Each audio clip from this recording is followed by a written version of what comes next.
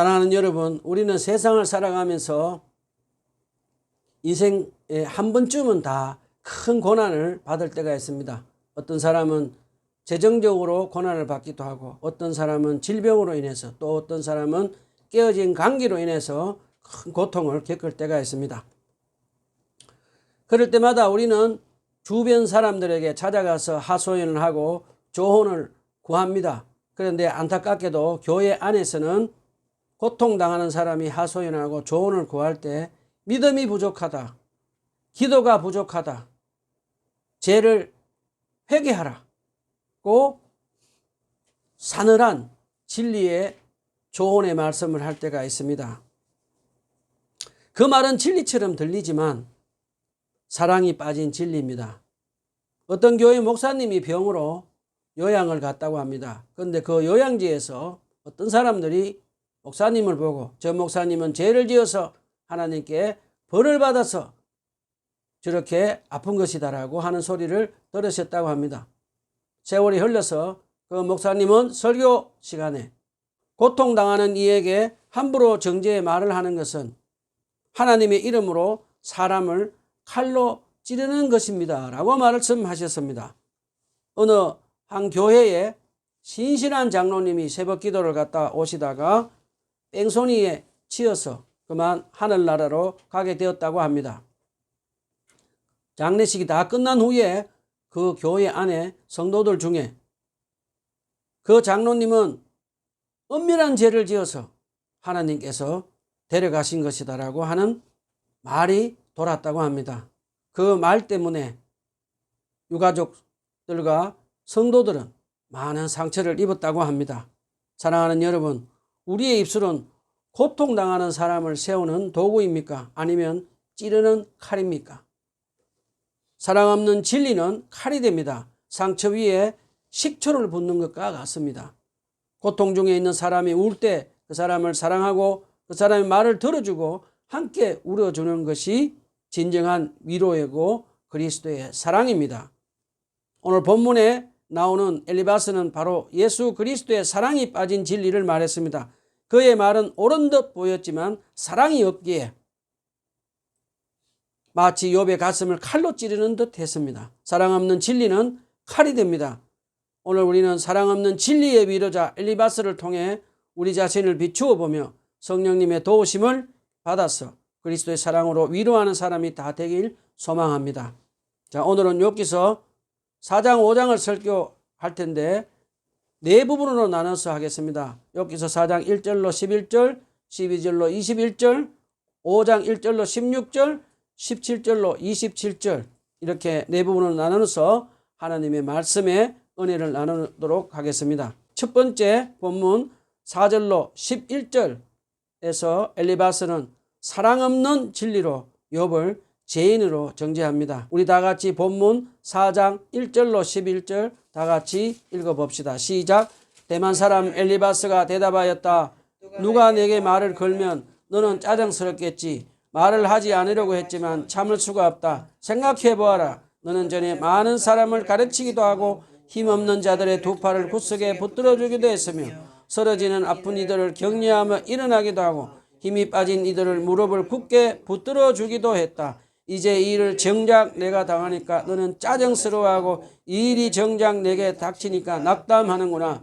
하나님을 경외하는 것이 내 믿음이고 온전한 길을 걷는 것이 내 희망 아니냐. 잘 생각해 보아라. 죄 없는 사람이 망한 일이 있더냐. 정직한 사람이 멸망한 일이 있더냐. 내가 본대로는 악을 갈아 재난을 뿌리는 자는 그대로 거두더라.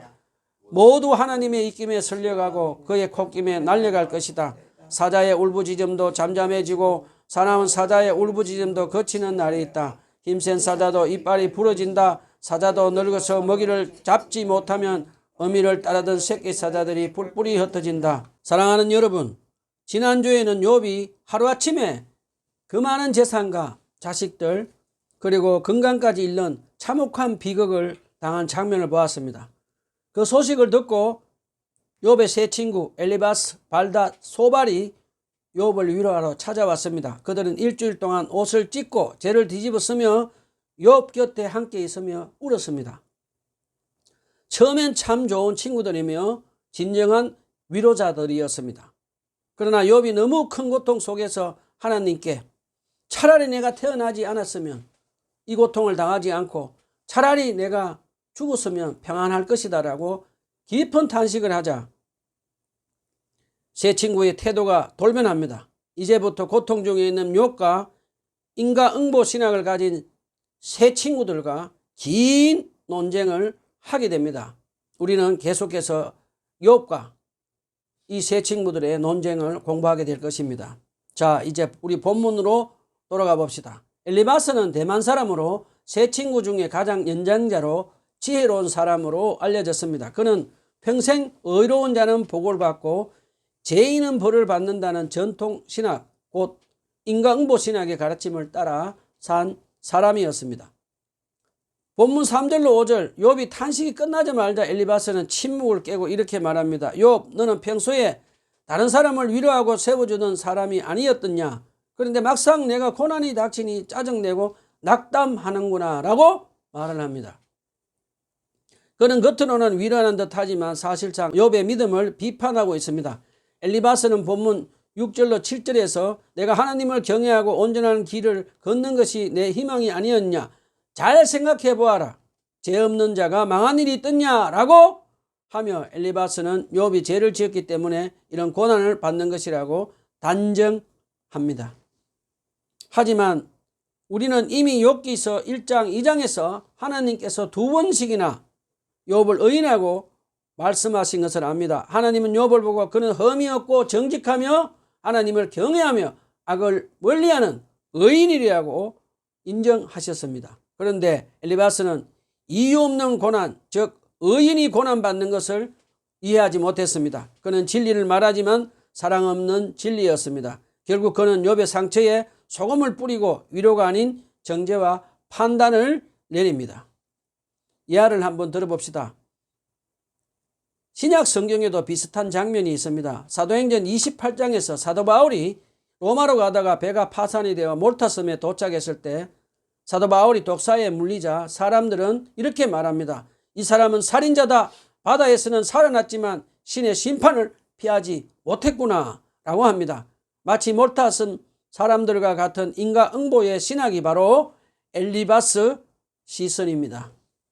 그는 세상을 인과응보로만 보았습니다. 그러나 하나님은 때로 고난을 통해 의인을 연단하시고 믿음을 단련하십니다. 엘리바스는 그 깊은 하나님의 뜻을 알지 못했습니다. 우리 주님 예수님은 엘리바스와 달랐습니다. 복음서에 보면 예수님께만 붙어진 독특한 단어가 하나 있습니다. 한국어로 번역은 예수께서 불쌍히 여기셨다 또는 연민으로 번역된 단어가 있습니다. 이 헬라어의 단어가 바로 스플랑크니 조마입니다. 영어로는 compassion입니다. 이 단어의 뜻은 예수님이 고통당하는 사람을 보시고 마치 창자가 찢어질 듯한 아픔으로 사랑하셨다는 뜻입니다. 예수님은 가난한 자, 병든 자, 소외된 자를 보실 때 그들의 고통을 머리로 분석하지 않으시고 가슴으로 느끼셨습니다. 그분은 단지 불쌍하다고 말만 하시지 않으시고 그들의 아픔 속으로 직접 들어오셨습니다. 요한복음 11장에 보면 나사로가 죽었을 때 마리아와 마르다가 눈물 흘리고 울며 통곡하는 모습을 보신 주님은 그들의 슬픔에 공감하시며 눈물을 흘리셨습니다. 요한복음 11장 35절에 보면 예수께서 눈물을 흘리시더라 라고 기록이 되어 있습니다. 그리고 주님은 창자가 찢어질 듯한 아픈 사랑으로 악한 사단의 죄와 죽음의 지옥의 건세 아래 고통 중에 있는 우리를 불쌍히 여기시고 십자가에서 피 흘려 죽기까지 우리를 구원해 주셨습니다. 우리 주님 예수님은 진리를 말씀하신 분이시지만 먼저 그 진리를 눈물로 덮으신 분이십니다. 이 대목을 우리에게 적용해 봅시다. 우리는 예수님처럼 사랑 있는 진리의 위로자가 됩시다. 엘리바스는 진리를 말했지만 사랑이 없었습니다. 그의 말은 옳았지만 그 옳은 말이 상처가 되었습니다. 그러나 예수님은 사랑으로 진리를 이루신 분이십니다. 우리는 고통당하는 이들에게 교리를 던지는 사람이 아니라 그리스도의 사랑으로 그들을 불쌍히 여겨주며 함께 우려주는 사람이 다 되어야 합니다. 사랑하는 여러분, 저와 여러분은 주님의 사랑의 마음을 본받아 가난한 자, 병든 자, 상처 입은 자를 성령님의 도우심을 받아서 그리스도의 사랑으로 고통 중에 있는 사람들을 불쌍히 여기며 함께 우려주며 공감하며 사는 진리의 위로자가 다 되었으면 좋겠습니다. 아멘.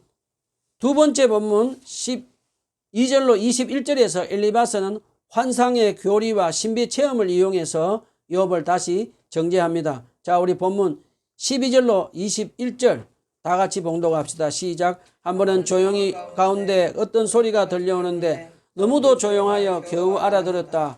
그 소리가 악몽처럼 나를 괴롭혔다. 두려움과 떨림이 나를 엄습하여 뼈들이 막 흔들렸다. 어떤 영이 내 앞을 지나가니 온몸에 털이 곤두섰다. 영이 멈추어 서기는 했으나 그 모습은 알아볼 수 없고 형체가 어렴풋이 눈에 들어왔는데 죽은 듯 조용한 가운데서 나는 이런 소리를 들었다. 인간이 하나님보다 어려울 수 있겠으며 사람이 창조주보다 깨끗할 수 있겠느냐. 하나님은 하늘에 있는 당신의 종들까지도 믿지 않으시고 천사들에게마저도 허물이 있다고 하시는데 하물며 흙으로 만든 몸을 입고 티끌로 털을 삼고 하루살이 눌려 죽을 사람이겠느냐.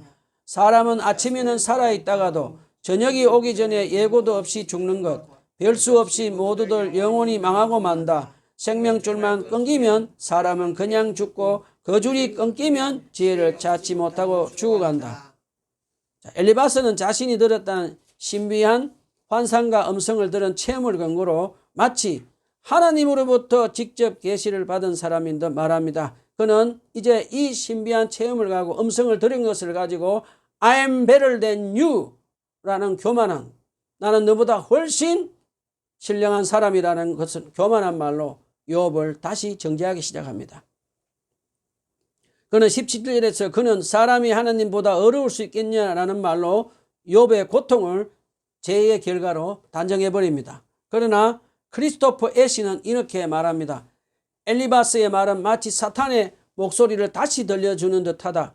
사단이 욥기 1장 2장에서 그 어떤 인간도 하나님의 어려운 관계를 맺을 수 없다고 주장했듯이 엘리바스도 같은 말을 반복하고 있다라고 말했습니다. 참으로 일리 있는 말입니다. 즉 엘리바스는 하나님을 변호한다고 하지만 실상은 악한 사단의 논리를 빌려 하나님의 사람을 정죄하고 있습니다. 그의 환상은 하나님의 뜻이 아니라 자기 생각과 교리를 합리화하기 위한 왜곡된 신비 체험이었습니다. 그리고 그는 환상을 하나님의 뜻으로 왜곡했습니다. 엘리바스는 신비 체험을 이용해 자신의 교리를 정당화하고 마치 아버지가 자식을 훈계하듯이 교만하게 욥을 누르고 있습니다. 그의 말은 겉으로 보기에는 경건하지만 실상은 고통받는 사람의 마음을 짓누르는 냉혹한 진리였습니다. 매튜 헨리 주석가는 이 구절을 인정하면서도 이렇게 덧붙입니다. 그 말은 참이지만 잘못 적용되었다. 엘리바스는 옳은 진리를 잘못된 사람에게 잘못된 상황에 사용했다. 엘리바스는 교리로는 옳았지만 욥의 상황에는 위로가 아닌 정죄로 작용했습니다. 그는 진리를 말하는 것보다 진리를 언제 어떻게 말하느냐가 더 중요하다라고 해석합니다. 즉 사랑 없는 진리는 폭력이 될 수 있다고 가르쳐 줍니다. 롱맨 주석가는 말합니다. 엘리바스의 말은 신학적으로 옳은지 몰라도 하나님의 마음을 모르는 말이었다 라고 했습니다. 자, 이어서 엘리바스는 18절 19절에서 말합니다. 하나님은 천사에게도 허물이 있다고 하시는데 흙으로 지은 사람은 더 허물이 있다라고 말을 합니다. 엘리바스는 욥도 결국 죄인일 뿐이며 흙으로 만든 연약하고 유한한 존재로 지금의 고난은 하나님께서 내리신 정당한 형벌이라는 것입니다. 그리고 엘리바스는 계속해서 20절로 21절에서 인간의 연약함을 말하며 욥의 고난을 죄의 결과로 못 박아버립니다. 엘리바스의 이 말은 하나님의 마음을 오해한 것입니다. 사랑하는 여러분, 혹시 우리도 고통당하는 사람에게 엘리바스처럼 말한 적이 있지 않습니까? 믿음이 부족해서 그래요. 기도가 약해서 그래요. 이런 말로 아픈 사람의 마음을 더 아프게 한 적은 없습니까? 저는 제 아내의 조울증으로 긴 세월을 함께 살아오면서 때로는 제 마음 안에서도 엘리바스와 같은 마음이 올라올 때가 있었습니다. 병이 낫지 않고 다시 재발이 될 때마다 문득 이런 생각이 들었습니다. 혹시 하나님께서 제 때문에 징계하시는 건 아닐까 제 아내를 판단하고 정죄를 했습니다. 그러던 어느 날 주님께서 깨닫게 하셨습니다. 주님은 많은 병자들을, 고통당하는 자를 대하실 때 마치 스플랑크니 조마이, 마치 창자가 끊어질 듯한 아픈 사랑으로 그들을 불쌍히 여기고 사랑하신 것을 가르쳐 주셨습니다. 그리고 주님은 병든 자를 정죄하지 않으시고 그들의 아픔 속으로 들어오셔서 함께 우신 것을 가르쳐 주셨습니다. 그 후로 저는 제 아내를 향해 판단하고 정죄한 것을 주님 앞에 무릎 꿇고 죄를 뉘우치고 회개했습니다. 그 후로 저는 마치 창자가 찢을 듯한 아픈 그리스도의 사랑으로 고통 중에 있는 제 아내를 불쌍히 여기고 위로하려고 매일 성령님의 도우심으로 기도하며 섬겼습니다. 그러던 어느 날 제 큰딸이 저에게 물었습니다. 아빠는 어떻게 그 긴 세월 동안 아픈 엄마를 섬기며 살아올 수 있었어요? 라고 질문했습니다. 그럴 때 저는 이렇게 대답했습니다. 오직 나의 주 예수 그리스도의 사랑으로만 할 수 있었단다 라고 대답을 했습니다. 우리 이 대목을 우리에게 한번 적용해 봅시다. 사랑하는 여러분, 우리도 병든 자, 상처 입은 자를 대할 때 엘리바스처럼 정죄의 말을 하지 않도록 조심하고 또 조심합시다. 우리는 가난한 사람, 질병과 깨어진 관계로 고통 중에 있는 사람들을 대할 때 늘 성령님의 도우심을 받아서 그리스도의 사랑으로 불쌍히 여기며 눈물로 공감하며 위로하고 섬기는 사람들이 다 되었으면 좋겠습니다. 자, 그동안 욥기 4장에서 엘리바스는 인과 응보 신앙으로 욥을 정죄하는 설교를 했는데 계속해서 욥기 5장에서도 조건적 회개 신앙으로 욥에게 하나도 도움이 안 되는 쓸모없는 긴 설교를 이어서 합니다. 자, 우리 세 번째 본문 욥기서 5장 1절로 16절에서 엘리바스는 죄에 대한 각한 진단과 조건적 회개 신앙으로 욥을 다시 정죄합니다. 욥기서 5장 1절로 16절 다 같이 봉독합시다. 시작. 어서 부르짖어 보아라. 내게 응답하는 이가 있겠느냐? 하늘에 있는 거룩한 이들 가운데서 그 누구에게 하소연을 할 수 있겠느냐? 미련한 사람은 자기의 분노 때문에 죽고 어리석은 사람은 자기 질투 때문에 죽는 법이다. 어리석은 사람의 뿌리가 뽑히고 어리석은 자의 집이 순식간에 망하는 것을 내가 직접 보았다.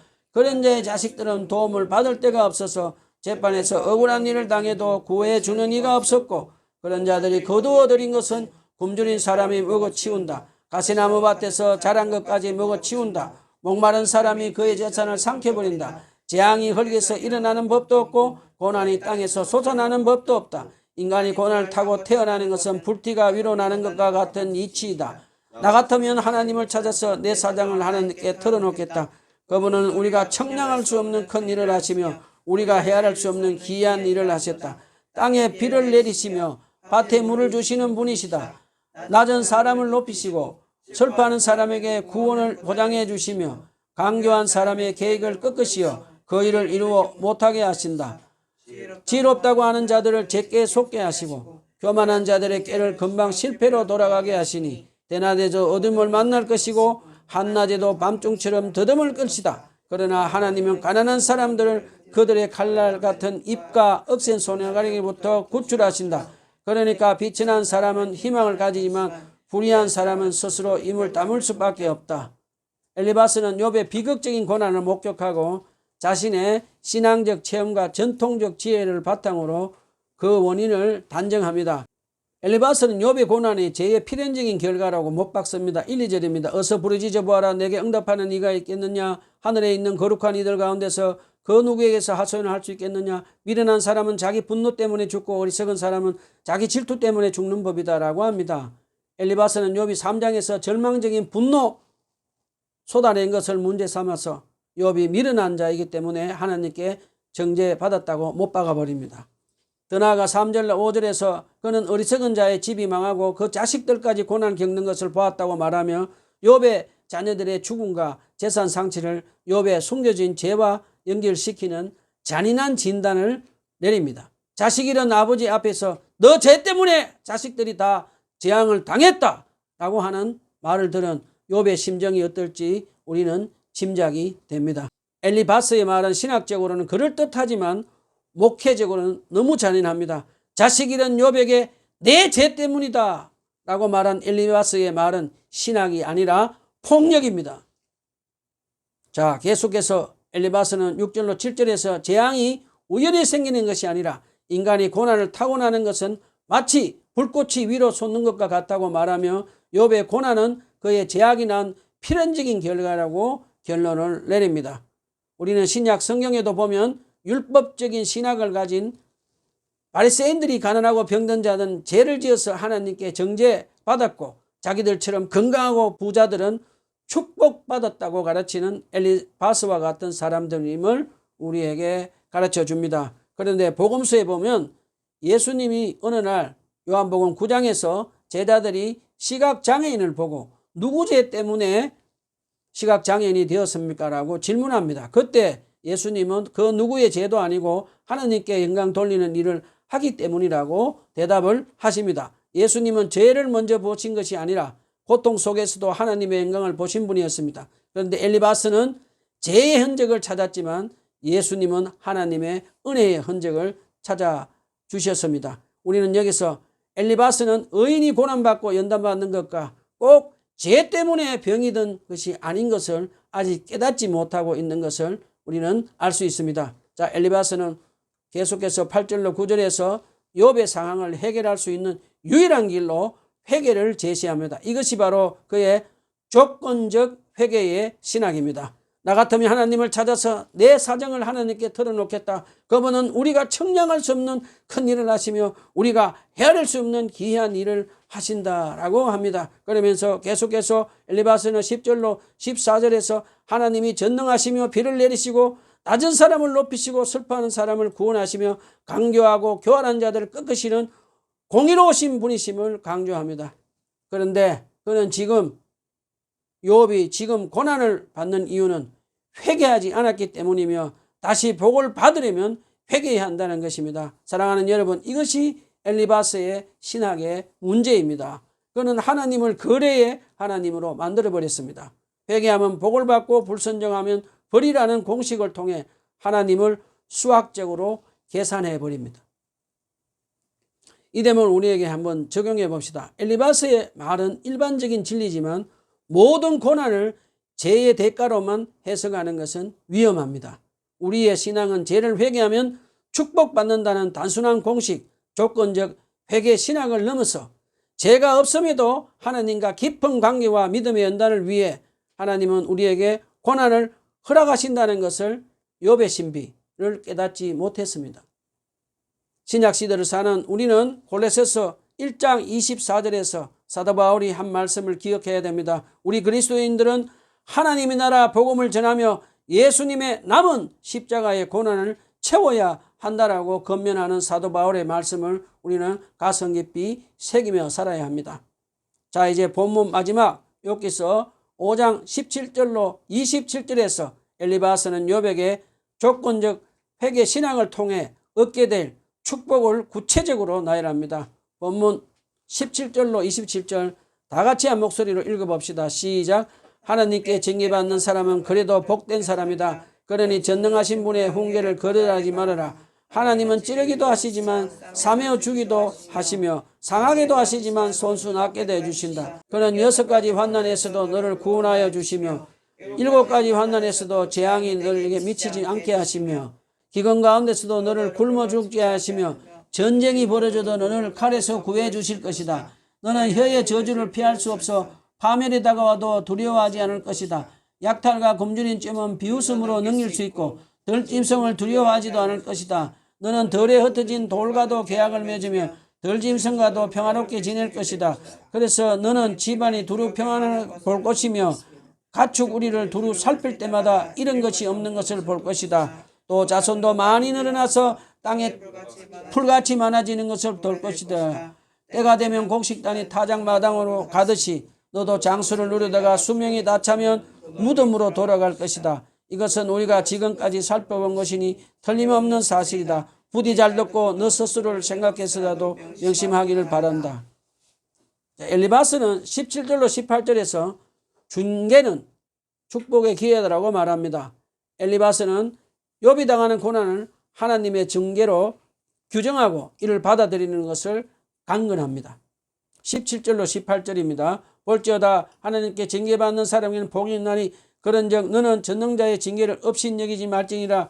하나님은 아프게 하시다가도 삼해 주시고 상하게 하시다가도 그 손으로 고쳐주신다. 엘리바스의 이 말씀 자체는 하나님의 사랑의 징계에 대한 성령적 진리입니다. 그러나 욥의 경우에는 이 징계가 죄 때문에 받은 형벌이 아니고 악한 사단의 시험을 받고 있습니다. 엘리바스는 그것을 알지 못했습니다. 그런데 엘리바스는 계속해서 징계의 목적, 회복만을 강조하며 욥에게 내가 죄인이기에 징계받는 것이다 라는 전제를 끊임없이 강요합니다. 이 때문에 엘리바스의 이 말은 욥에게는 위로가 아닌 마치 아픈 상처에 식초를 뿌리는 격이 된 것을 봅니다. 자, 이어서 엘리바스는 욥이 겸손하게 회개하고 순종하면 하나님께서 주실 구체적인 축복을 제시합니다. 본문 19절로 26절에서 엘리바스는 회개하면 하나님이 7가지 재앙에서 건져주시고 자손과 장수의 복을 주신다고 말합니다. 그러나 이 모든 축복은 조건적 회개 위에 세워진 달콤한 신학입니다. 이것은 욥이 잃었던 모든 것을 되찾는 것을 넘어 완벽한 안정과 번영을 누리게 될 것이라는 달콤한 제안입니다. 그러나 이 모든 축복은 조건적 회개라는 전제 위에 놓여 있습니다. 엘리바스는 욥의 의로움이 아니라 순종에 지금 초점을 맞추고 있습니다. 자, 이제 본문 27절에서 엘리바스는 볼지어다 우리가 연구한 바가 이와 같으니 너는 들어보라 그것이 내게 유익하니라 하며 고통 중에 있는 욥에게 하나도 쓸모없는, 요즘 젊은이들 표현대로 말하면 1도 도움이 안 되는 긴 설교를 그의 독단적인 태도로 마칩니다. 엘리바스는 자기 말이 오랜 연구와 경험으로 얻은 확실한 진리이므로 욥은 무조건 이를 받아들이고 회개해야만 유익이 있을 것이라고 충고합니다. 우리 이 대목을 한번 적용해 봅시다. 엘리바스의 말은 팩트를 담고 있지만 사랑과 공감이 없었습니다. 그는 욥의 고통을 보지 못하고 자신의 신학적 프레임을 가지고 욥을 억지로 끼워서 맞추려 했습니다. 우리는 고통 중에 있는 이웃에게 다가갈 때 우리의 지식이나 경험으로 그들의 상황을 재단하는 엘리바스의 오류를 범하지 않도록 조심해야 합니다. 사도 바울은 고린도전서 8장 1절에서 지식은 교만하게 하며 사랑은 덕을 세우나니라고 하며 사랑 없는 지식은 위험하다고 경고합니다. 고통 중에 있는 사람들이 원하는 가장 큰 위로는 정답을 제시하는 것이 아니라 욥이 진정으로 원했던 것처럼 그리스도의 사랑으로 불쌍히 여기고 함께 울고 공감하며 위로하여 주는 것입니다. 엘리바스의 말은 겉으로는 신앙적이고 달콤한 것이지만 그 속엔 거래적인 신학이 숨어 있습니다. 회개하면 복을 받고 순종하면 번영한다는 공식 말입니다. 그러나 하나님은 복을 주시기 위해 고난을 허락하시는 분이 아니라 우리를 사랑하시기 때문에 고난을 통해 믿음을 연단하시는 하나님의 뜻을 모르고 있는 것을 우리는 볼 수 있습니다. 엘리바스는 처음에는 욥의 위로자로 왔지만 곧 인과응보의 신학과 지식으로 무장해 고통받는 욥을 정죄하기 시작하고 욥을 계속해서 정죄했습니다. 이런 엘리바스에게 하나님께서는 욥기서 42장 7절의 마지막에 이렇게 말씀하십니다. 너희가 내 종 욥만큼 옳게 말하지 않았다라고 하십니다. 엘리바스는 사랑 없는 진리를 말을 했기 때문에 하나님께서 그를 책망하시는 것을 우리에게 가르쳐 줍니다. 말씀을 정리합시다. 사랑하는 여러분, 엘리바스의 말은 옳았지만 사랑이 없었습니다. 사랑 없는 진리의 말은 고통당하는 사람에게 칼날이 되어 마음을 찌르고 위로 대신 상처를 남긴다는 것 기억하며 조심하며 또 조심하며 삽시다. 그러나 우리 주님 예수님은 고통당하는 사람에게 마치 창자가 찢어질 듯한 아픈 사랑으로 불쌍히 여기며 진리를 말씀하시며 눈물로 공감하며 위로하셨습니다. 저와 여러분 주님을 본받아서 가난한 사람들, 질병 중에 있는 사람, 깨어진 관계로 고통 중에 있는 사람들을 예수 그리스도의 사랑으로 불쌍히 여기며 눈물로 공감하며 위로하는 사랑 있는 진리의 위로자가 다 되었으면 좋겠습니다. 아멘. 기도합시다.